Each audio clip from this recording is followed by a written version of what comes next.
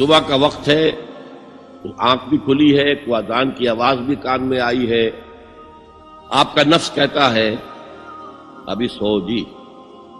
آپ نے اپنی چادر یا کمبل کو درست کیا اور کروٹ لیا، سو گئے. یہ کیا ہے؟ آپ نے کس کا حکم پیچھے پھینکا اور کس کا حکم مانا؟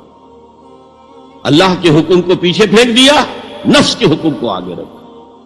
یہ شرک، اس شرک کو جاننے والے بہت کم ہیں.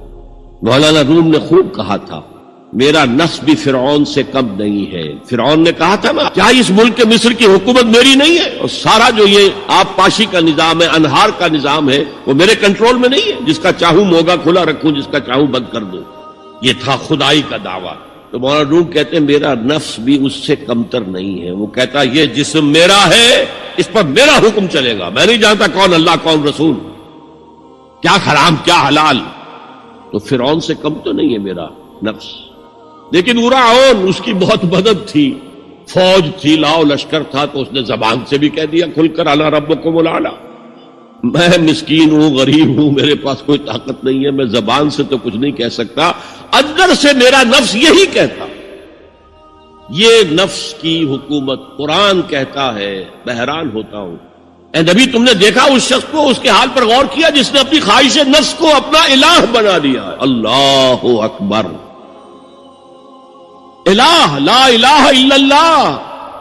کیا آپ ایسے شخص کی کوئی ذمہ داری لے سکتے ہیں؟ سود حرام ہوا کرے جی، حرام ورام، ہمارا دھندا جو ہے وہ آگے بڑھ نہیں سکتا. تو اللہ کے حکم کو پیچھے ڈالا، نفس کے تقاضے کو آگے رکھا. کون معبود ہے آپ؟